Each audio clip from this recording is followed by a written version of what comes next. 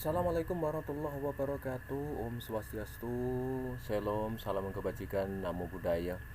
Anak-anak sekalian, kembali dengan saya Eko Sugianto. Hari ini kita sampai ke pertemuan yang ketiga yang akan membahas tentang beberapa hal.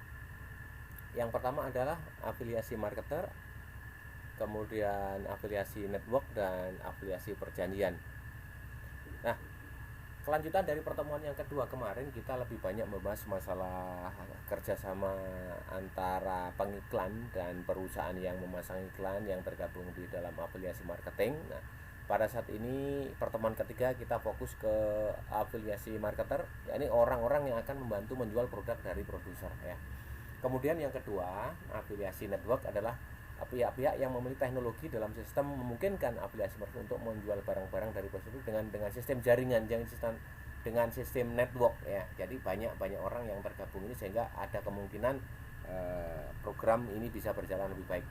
Kemudian yang terakhir nanti ada afiliasi agreement atau perjanjian. Jadi sebuah dokumen legal yang memuat antara afiliasi marketer dengan pihak afiliasi merchant yang isinya menyatakan kesepakatan tentang perjanjian kerjasama di dalam afiliasi marketing ini ya. Nah, baik, kita mulai. Silahkan menyimak baik-baik ya. Nah, dibahas di pertemuan awal itu apa yang dimaksud dengan afiliasi marketing sudah disampaikan di sana, dan di pertemuan kedua juga diperkuat ya. Jadi afiliasi marketing ini adalah model bisnis untuk mendapatkan komisi dengan mempromosikan barang produk orang lain ya. Contohnya misalnya ketika kamu akan membeli sebuah laptop tetapi kamu tidak tahu merek apa yang bagus, nah, lalu kamu melakukan pencarian di Google ya, dengan keywordnya, kata kuncinya jual laptop terbaik tahun 2019, misalnya sekarang tahun 2020 ya, ketik 2020. Nah, ini kata kuncinya. Kemudian dari situ kamu bisa membaca salah satu blog atau nonton video atau apa yang ada kaitannya dengan masalah laptop terbaik ini. Nah, kemudian Anda tertarik dan mencari sumbernya. Nah, itu yang dinamakan afiliasi marketing. Dalam pemasaran afiliasi punya model seperti itu caranya ya. Nah, kemudian melakukan pembelian berdasarkan link yang diberikan oleh blogger YouTube yang kita baca tadi, mereka akan mendapatkan komisi dari penjual laptop. Nah, berdasarkan contoh di atas, sebagai penyedia laptop produk tersebut disebut adalah the merchant. Sedangkan pelaku afiliasi marketingnya disebut afiliasi marketing. Tentunya sebagai afiliasi marketer, kamu harus mampu membuat konten-konten yang menarik agar orang lain tertarik dengan produk-produk yang kamu promosikan ya. Jadi ini banyak yang harus Anda pelajari nanti, terutama di pelajaran-pelajaran sebelumnya mengenai kata kunci, kemudian browser, kemudian membuat konten. Nah, ini harus banyak belajar. Pasti bisa kalau ada keyakinan. Nah, sekarang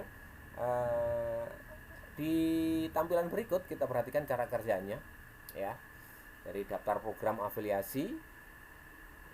Jadi ini perusahaan-perusahaan yang bekerja sama di dalam hal periklanan membuat konten yang menarik tadi. Bagaimana caranya? Mereka pasti punya trik, semakin teknologinya canggih, gambar, suara, tampilan semuanya ada di sana. Nah, kemudian dari situ dilemparkan ke promosinya produk.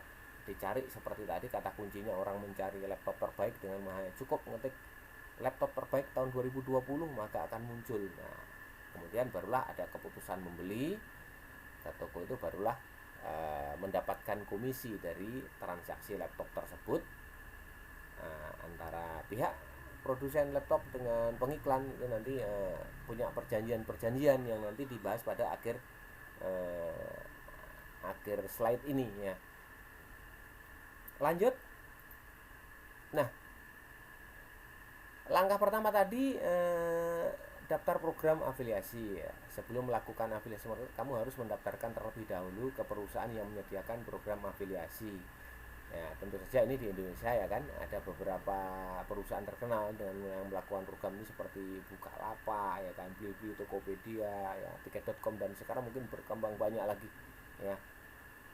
Kemudian yang kedua, promosikan produk. Setelah melakukan proses pendaftaran, kamu mempromosikan produk di blog, YouTube, atau media sosial lain yang kamu miliki. Jangan lupa untuk mencantumkan kode referral dari kode promosi kamu. Kode referral inilah didapat ketika kita melakukan pendaftaran afiliasi di suatu perusahaan ya. Yang ketiga, orang-orang melakukan pembelian. Ketika setelah mempromosikan suatu produk, banyak orang calon klien yang tertarik dan melakukan pembelian menggunakan kode referral yang dipromosikan itu ya. Yang keempat, dapatkan komisi. Setelah itu kamu akan mendapatkan komisi dari perusahaan jika ada orang yang melakukan pembelian melalui kode yang kita punya tadi. Nah, masing-masing perusahaan akan memberikan komisi yang berbeda-beda. Di pertemuan pertama itu ada 10 sampai 70% ya kan.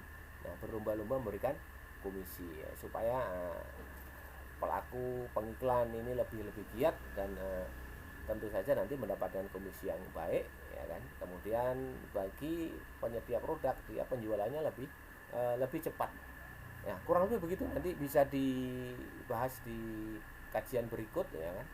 Nah, slide berikutnya,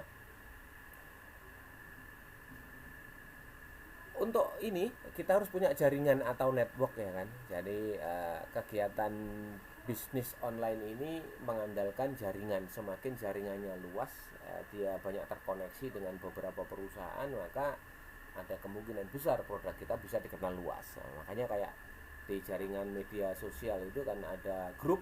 Jadi salah satu anggota grup dia membaca, maka seluruh jaringan yang ada di grup itu akan mengetahui semua. Nah, makanya kalau kita lihat beberapa media sosial itu antara Instagram, antara WhatsApp grup, WhatsApp yang bisnis, kemudian dengan Facebook itu bisa saling berinteraksi ya. Dulu terpisah setelah dibeli satu orang, makanya ketiga aplikasi yang populer ini mempunyai jangkauan yang sangat luar biasa, merekrut calon-calon pembeli ya. Next. Nah, jaringan tadi memfasilitasi penyedia produk dengan layanan merchant ini yang ingin menggunakan jasa publisher afiliasi. Biasanya merchant menyediakan berbagai tool untuk kelancaran bisnis afiliasi seperti pembayaran, kemudian refund, pelacakan, laporan report, dan manajemen afiliasi. Jadi kalau kita lihat ketika kita melihat satu aplikasi kemudian kita melakukan pembelian, maka kelancaran di dalam pembelian itu di mana kita harus membayar, kemudian pengantarnya ya. Jadi istilah dalam hal pembayaran dan sebagainya itu dia punya kerjasama dengan banyak relasinya, sehingga ini yang mendukung kegiatan affiliate marketing ini lebih banyak ya yang menggunakannya. Lanjut. Nah, beberapa jaringan afiliasi terpopuler yang dapat Anda ikuti adalah Sales, kemudian ClickBank, ya, kemudian CG dan bahkan Amazon yang ini yang termasuk tertua ya kan. Di pertemuan pertama sudah kita bahas itu ya kan. Kemudian jika Anda lebih suka program afiliasi individual, perusahaan seperti Hostinger menawarkan program afiliasi yang dapat Anda ikuti ya. Nah, tentu saja anak-anak sekarang lebih banyak perusahaan-perusahaan bisa sebebas-bebasnya pertimbangan apa yang dipilih untuk kegiatan afiliasi ini ya. Lanjut yang ke-9 ya. Ini yang tadi saya sampaikan bahwa untuk kegiatan kerjasama ini harus dilandasi dengan perjanjian afiliasi. Di pertemuan yang kedua juga begitu, antara pengiklan dengan perusahaan sering mengeluh ya. Makanya supaya keluhan itu bisa ditampung dengan baik, ada tanggung jawab bisnis, segala kegiatan harus dilandasi dengan yang namanya perjanjian. Nah, ini saya ambil salah satu situs ya, butir perjanjiannya seperti ini ya kan. Ya, jadi bisa dibaca mungkin suatu ketika anak-anak secara pribadi atau mewakili perusahaan tempat bekerja mengadakan kontrak perjanjian afiliasi marketing. Nah, paling tidak bisa sebagai referensi ya. Nah, ini yang pasal berikutnya ya. Mereka yang tertarik untuk mempromosikan platform perdagangan dan merchant klien harus mendaftarkan pada akun afiliasi. Nah, ini salah satu contoh akun afiliasinya, nanti Anda bisa kunjungi ya kan, antara siapa pihak ya, dua pihak, penyedia jasa afiliasi, satunya lagi adalah penyedia produknya ya. Jadi antara pengiklan dengan pemilik produk itu mengadakan suatu ikatan perjanjian sebagai dasar kegiatan bisnisnya supaya punya pegangan yang kuat secara legal ya. Jadi tanggung jawab bisnisnya begitu ya. Oke, anak-anak sekalian, pertemuan yang ketiga saya kira itu saja. Nanti masih ada lanjutan di modul, itu ada tugas diskusi.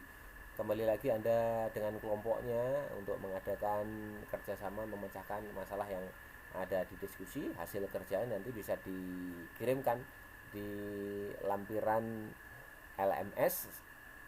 Kemudian kalau ada beberapa pertanyaan yang mungkin masih timbul, silahkan bisa kontak langsung dengan saya melalui forum, bisa di Google Classroom-nya ya, atau di pertemuan-pertemuan berikut yang kita rencanakan lebih semarak lagi ya. Untuk pertemuan yang ketiga ini sekian saja. Terima kasih atas perhatiannya. Ada kurang lebihnya mohon maaf ya. Saya akhiri dengan Assalamualaikum warahmatullahi wabarakatuh.